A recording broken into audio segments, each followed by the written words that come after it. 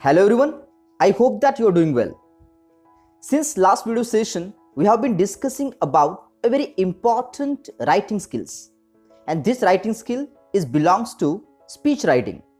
Till now we had discussed about that in what way exactly we have to consider various techniques whenever we are writing speech.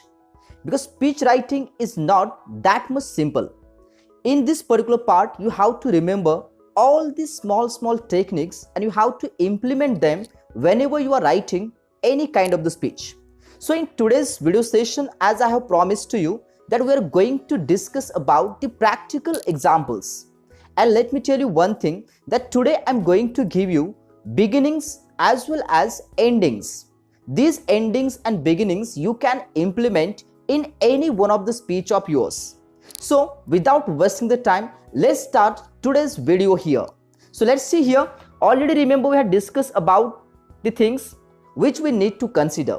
So let's see how exactly we need to write down an effective speech. तो आज इस video session में सबसे पहले हम देखेंगे कि किस तरह से स्पीच की जो बिगिनिंग है वो हमें करनी है और किस तरह से हमें जो इंप्रेशन कहते हैं हम, first impression is the last impression. So in what way we have to create the impression on the mind of the examiner, we are going to see here. So let's see here how to write down the speech. And opening paragraph से हम यहाँ पे start करेंगे और कुछ techniques मैं आपको यहाँ पे समझाऊंगा. And definitely I'm going to give you one sample, not only one, but I'm going to tell you two samples here and you have to implement these particular samples in your own speech. तो आज यहाँ पे जो मैं दो samples आपके साथ discuss करूंगा, आप किसी भी स्पीच में ये जो बिगिनिंग है या फिर जो कंक्लूजन आज के लेक्चर में मैं आपको बताऊंगा, आप किसी भी स्पीच में ये इस्तेमाल 100% कर सकते हो. So let's see here we are going to see the opening paragraph. So in what way exactly we need to start our speech. So definitely remember here you have to greet your audience. मतलब audience को greet करना ये आपकी पहली जिम्मेदारी है, क्योंकि यहाँ पे आपको पता होना चाहिए कि जो स्पीच आप दे रहे हो ये किसके लिए दे रहे हो, डेफिनेटली ऑडियंस के लिए दे रहे हो. तो डेफिनेटली रिमेंबर यहाँ पे आपको ग्रीटिंग पार्ट जो है वो सबसे पहले आपको लिखना पड़ेगा. But let me tell you one thing, कोई कोटेशन, कोई स्लोगन या फिर कोई प्रोवर्ब या फिर कोई रेटोरिकल क्वेश्चन, इसका भी इस्तेमाल आप बिगिनिंग में कर सकते हो और उसके बाद में आप क्या कर सकते हो, उसके बाद में आप अपना जो स्पीच है वो स्टार्ट कर सकते हो. So here remember basically we need to greet the audience and then after remember we have to start with our beginning. So let's see here that in what way you have to write down this particular part. But before that, अभी तक अगर आपने मेरे channel को subscribe नहीं किया है, so this the right time for you to subscribe my channel for new and innovative way to learn English language. I hope that you will do so and don't forget to press the bell icon. Let's see here that this is the sample number 1. तो पहले हम sample number 1 के बारे में discussion करेंगे और उसके बाद में हम देखेंगे sample 2. So let's see here, I had already prepared one sample for you. So let's see here in what way I have prepared this particular sample. Right here remember I'm using the technique which is called as rhetorical question. तो rhetorical question का इस्तेमाल करके किस तरह से begin करना है यहां पे मैं आपको बताऊंगा. सो सबसे पहले मैंने यहां पे क्या लिखा, good morning one and all who present here, respected जजेस. जजेस को आप जूरी मेंबर्स ऐसा भी कह सकते हो, क्योंकि कई बार हमने क्वेश्चन में देखा है कि वहां पे लिखा हुआ होता है that you have to deliver a speech in one of the state level competition, national level competition. So definitely वहां पे जो जूरी मेंबर्स है, आप वहां पे जूरी मेंबर्स ये जो वर्ड है ये भी इस्तेमाल कर सकते हो. और सबसे इंपॉर्टेंट चीज जो है, you have to greet each and every person who is present there. जो भी लोग आपका स्पीच सुनने के लिए वहां पे आए हैं, यहाँ पे डेफिनेटली स्पीच लिखोगे, लेकिन डेफिनेटली आपको कंसिडर करना है कि आप उनके सामने, मतलब ऑडियंस के सामने खड़े हो. तो डेफिनेटली आपको यहाँ पे लिखना है good morning, good afternoon, good evening. As per the time you have to select the appropriate greeting. And then after remember you have to start your speech in this way: respected judges or jury members, esteemed guests, teachers and galaxy of intellectuals. So I have written some different words here क्योंकि आपका speech unique होना चाहिए. अगर आपका speech unique हुआ तभी जाके आपको अच्छे मार्क्स इस टॉपिक में मिल सकते हैं. मतलब यहाँ पे मैंने एस्टीम्ड ये जो वर्ड है वो लिखा, galaxy of intellectuals I have written for the audience. It means what? That here I have written something different. मतलब बाकी बच्चे जिस तरह से कॉमन स्टार्टिंग करेंगे उस तरह से डेफिनेटली आपको अच्छे मार्क्स नहीं मिलेंगे।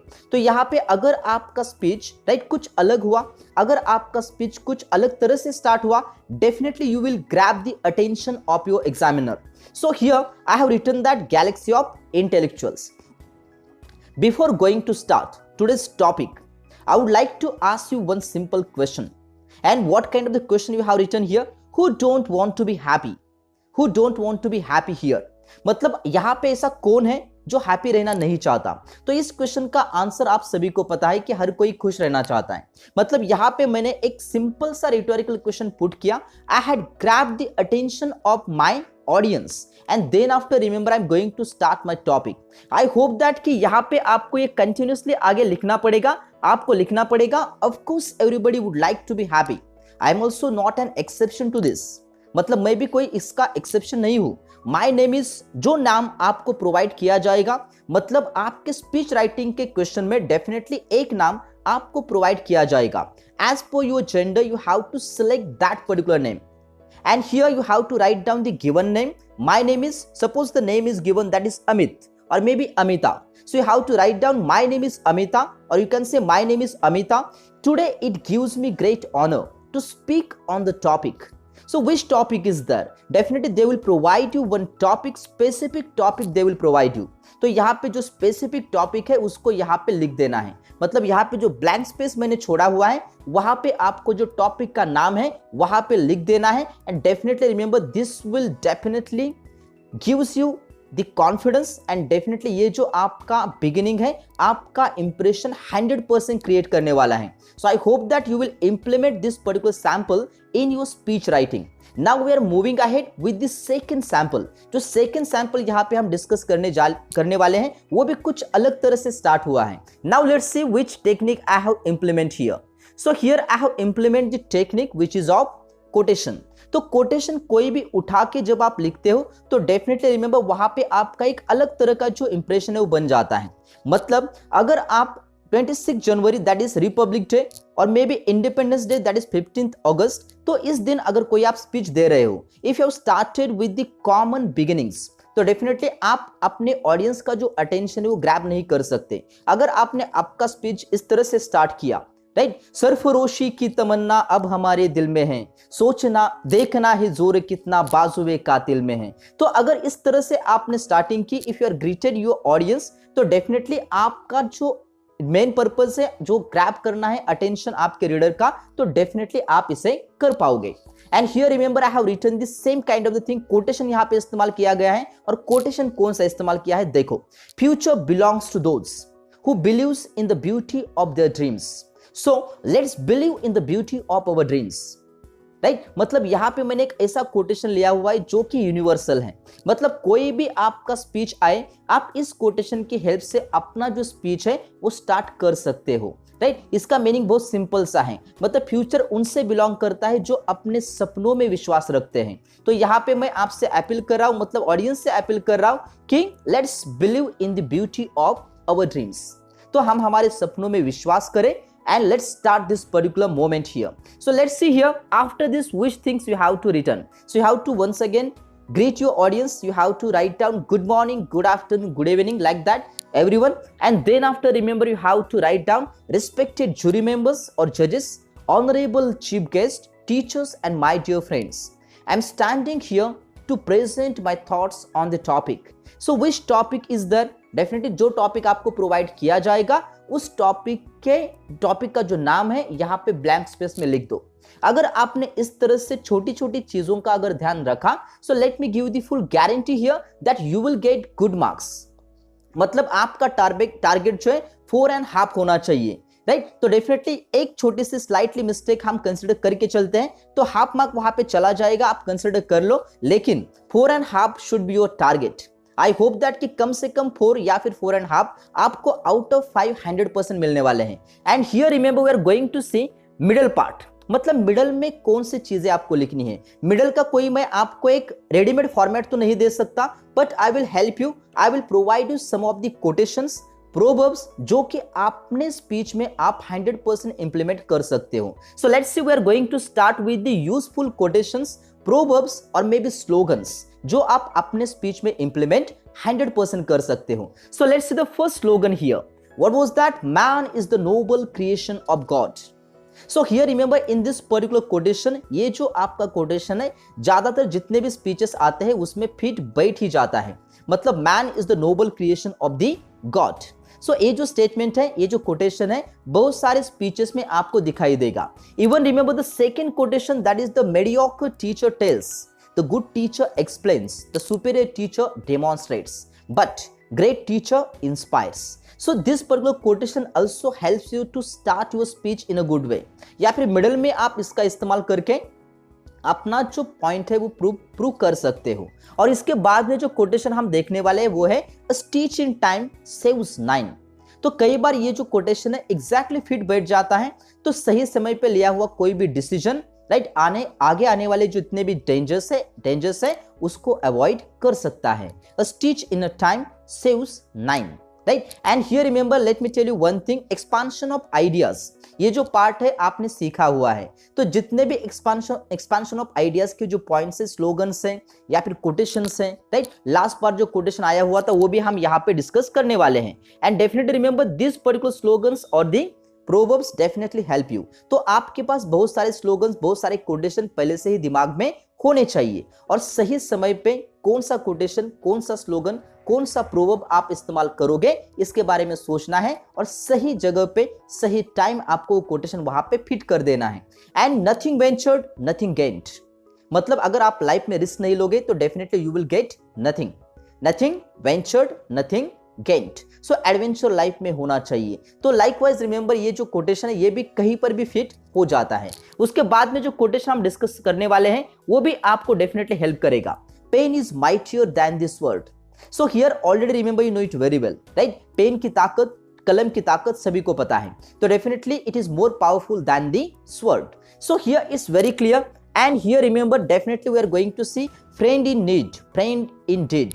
तो डेफिनेटली जो इंसान या जो फ्रेंड आपको सही समय पे हेल्प करता है, राइट, जब आप मुश्किल में होते हैं, दर्द में होते हैं, जो आपके हेल्प कर देता है, ऐसे फ्रेंड को हम ट्रू फ्रेंड कह सकते हैं. तो अगर कोई फ्रेंड पे अगर आपको स्पीच लिखना है तो ये कोटेशन आपको डेफिनेटली हेल्प करेगा. एंड आफ्टर दिस रिमेंबर, जो लास्ट कोटेशन जो पूछा गया था एक्सपांशन ऑफ आइडियाज के लिए, वो था, सॉरी, स्पीच राइटिंग के लिए, वो था be the change that you would like to see in the world.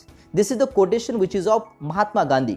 तो महात्मा गांधी जी ने कहा था कि अगर आप दुनिया में कोई चेंज देखना चाहते हो तो सबसे पहले वो जो चेंज है आपको खुद में लाना पड़ेगा, तभी जाके आप दुनिया को चेंज कर सकते हो. Be the change that you would like to see in the world, right. And next quotation we are going to see, that is it always seems impossible until it's done.